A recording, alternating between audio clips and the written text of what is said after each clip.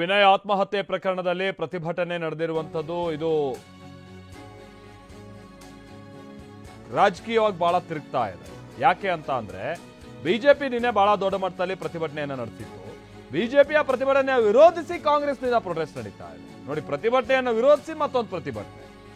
ಮಡಿಕೇರಿಯಲ್ಲಿ ಕಾಂಗ್ರೆಸ್ ಮುಖಂಡರು ಪ್ರತಿಭಟನೆ ನಡೆಸ್ತಾ ಇದ್ದು, ಶಾಸಕ ಪೊನ್ನಣ್ಣ ಮಂತರ್ಗೌಡ ನೇತೃತ್ವದಲ್ಲಿ ಪ್ರೊಟೆಸ್ಟ್ ಆಗಿದ್ದು, ಮಡಿಕೇರಿಯ ಜನರಲ್ ತಿಮ್ಮಯ್ಯ ವೃತ್ತದಿಂದ ಮೆರವಣಿಗೆ ನಡೆದಿದೆ. ವಿನಯ್ ಪ್ರಕರಣವನ್ನ ರಾಜಕೀಯಗೊಳಿಸಲಾಗ್ತಾ ಇದೆ ಅಂತ ಈ ಸಂದರ್ಭದಲ್ಲಿ ಪ್ರತಿಭಟನಾಕಾರರು ಕಿಡಿಕಾರ್ತಾ ಇದ್ದಾರೆ.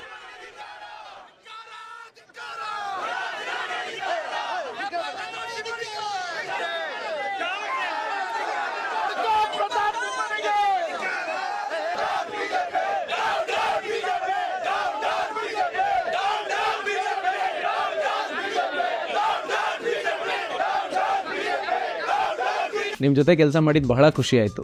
ನೀವೇ ಬೆಸ್ಟ್ ಬಾಸ್. ಇಷ್ಟು ಮ್ಯಾನೇಜರ್ ಆಗಿದ್ದೆ, ಇನ್ನು ಮುಂದೆ ಬಾಸ್ ಆಗ್ತೀನಿ. ಹೇಗೆ? ಬಾಸ್ ವಾಲಾ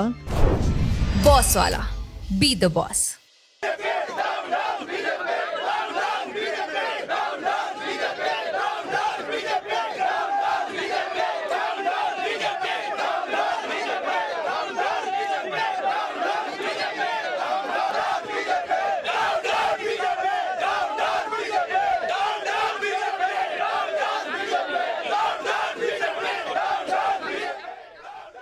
ನೋಡಿ, ಎರಡೂ ಕಡೆ ನಡೀತಾ ಇರುವಂತಹ ಪ್ರತಿಭಟನೆಯನ್ನ ನಾವು ಮಡಿಕೇರಿಯಲ್ಲಿ ಗಮನಿಸಬಹುದಾಗಿದೆ. ಒಂದು ದಿನದ ಅಂತರದಲ್ಲಷ್ಟೇ ಬಿಜೆಪಿಯ ಮುಖಂಡರುಗಳು ನಿನ್ನೆ ಪ್ರತಿಭಟನೆಯನ್ನ ನಡೆಸಿದ್ದರು.